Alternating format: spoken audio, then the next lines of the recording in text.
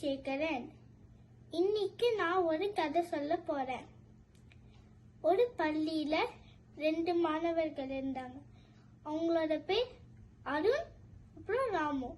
அவங்க 2 பேருமே நண்பர்கள். அருண் நம்மளால இது பண்ண முடியும் எப்போதுமே நினைப்பான். ராமு நம்மளால இது பண்ண முடியுமா முடியாதா அப்படின்னு யோசிப்பான்.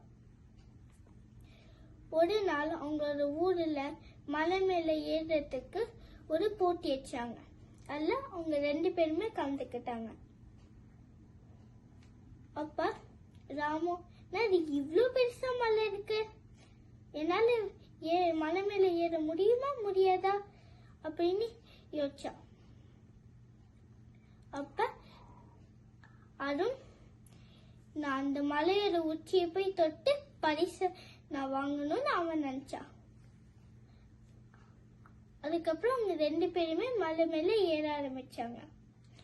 கொஞ்ச தூரம் போகும்போது வெயில இருந்ததுனால 2 பேத்துக்குமே தண்ணி தகமா இருந்துச்சு. அதுக்கப்புறம் வேர்த்துச்சு. அதனால முகத்தெல்லாம் தொடச்சிட்டு தண்ணியெல்லாம் அவங்க குடிச்சிட்டு திருப்பி மேலே ஏறினாங்க. அப்ப மேல ஏறும் போது சின்ன சின்னமா பாறைலாம் கீழே விழுக ஆரம்பிச்சிச்சு. அப்ப ராமு, என்னால இனிமேல ஏற முடியாது, இந்த மலை மேல எனக்கு ரொம்ப கஷ்டமா இருக்கு, சின்ன சின்ன பாறைல விழுகிறதுனால அப்படின்னு சொல்லிட்டு நாளை இனிமேல ஏற மாட்டேன்னு கீழே போயிட்டான். கீழே இறங்கி போயிட்டான். அப்ப அருண், நான் அந்த மலையோட உச்சியை தொட்டு நான் அந்த பரிசை வாங்கணும்னு அவன் நினைச்சான். அப்ப அவன் சின்ன சின்ன பாடலாம் உண்டாமே பரவாயில்லன்னு சொல்லிட்டு அவன் மேலே ஏறினான். அவன் மேலே கொஞ்ச நேரம் ஏறினதுக்கு அப்புறம் கொஞ்ச நேரம் கழிச்சு அவன் அந்த மலையோட உச்சியை தொட்டுட்டான். தொட்டினதுக்கு அப்புறம் அவனுக்கு பரிசு கிடைச்சிருச்சு. திருவள்ளுவர் ஊக்க உடைமை என்ற அதிகாரத்துல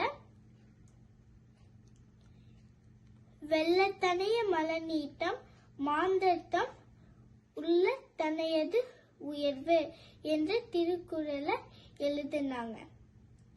அதாவது அர்த்தம், நீரின் ஆழத்துக்கேற்ப நீர்ப்பூக்களின் தண்ணின் நீளம் உயர்ந்திருக்கும். அதே போல ஒரு மனிதனின் உயர்வும் அவனின் மனதில் உள்ள நல்ல எண்ணங்கள், நேர்மறை சிந்தனைகள் அளவை பொறுத்தது. இந்த கதையில வந்த அருண்மதி அவனோட நேர்மறை சிந்தனை இருந்தனால்தான் அவனால் நினைச்ச மாதிரி பரிசுமே கிடைச்சிச்சு. அவனுக்கு மலையோட உச்சியுமே அவன் தொட்டுட்டான்.